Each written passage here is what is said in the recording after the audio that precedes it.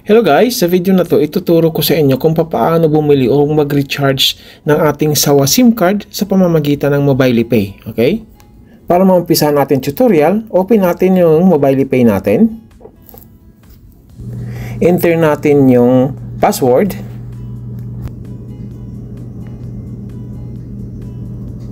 Then tap natin yung sign in.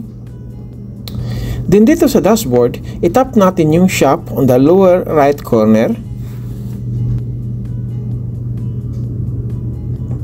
Then dito guys, sa search box, ilagay natin or i-type natin yung Sawa. Okay?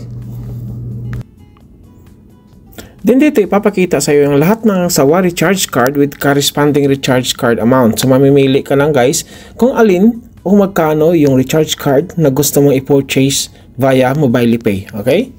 So, ngayon, magpo-purchase ako ng Sawa recharge card para masundan nyo lang guys. Okay? Itap ko lang yung 20 real Sawa recharge card.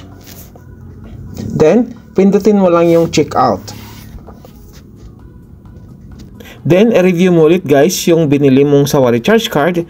Kung tama ang lahat, pindutin mo na sa baba yung checkout. Then dito, patadalan ka ng OTP ni MobilePay via notifications o pwede mo ring tingnan yung OTP na yun doon sa inbox mo, message inbox ng iyong device. So, tap natin yung inbox. Then, MobilePay, tap natin. Diyan sa pinakababa guys, nandyan yung OTP, okay? 99238, okay? So, kopyahin natin yan, labas tayo rito at bumalik tayo sa MobilePay. Then, i-enter natin dito yung nakuha nating OTP doon sa message inbox natin. Then, itap natin yung verify. Okay? Then dito, enter natin guys yung passcode natin para sa authorization ng transaction, okay? Then, tap confirm.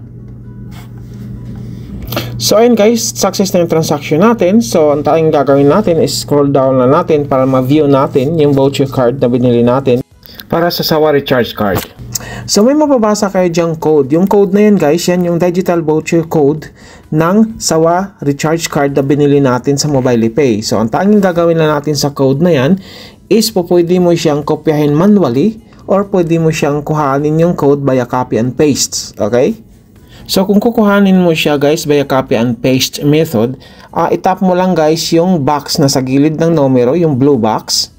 So, automatic guys, magka-copy yan siya sa yung phone clipboard. Okay? So, kung ipapadala mo lang sa kaibigan mo, yung voucher card at sila ang maglo-load, isi-send mo lang sa kanila guys yung kinopya ng mong code. Pero kung ikaw naman ang maglo-load, itap mo lang yung call button.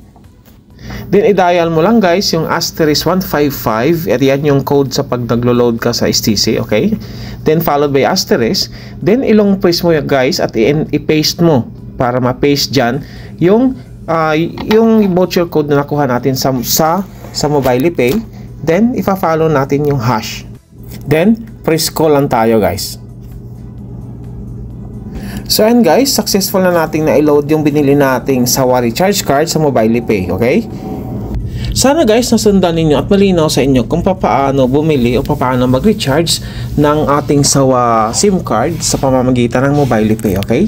For more video and more tutorial, huwag kalimutang mag-like at mag-subscribe. Maraming salamat.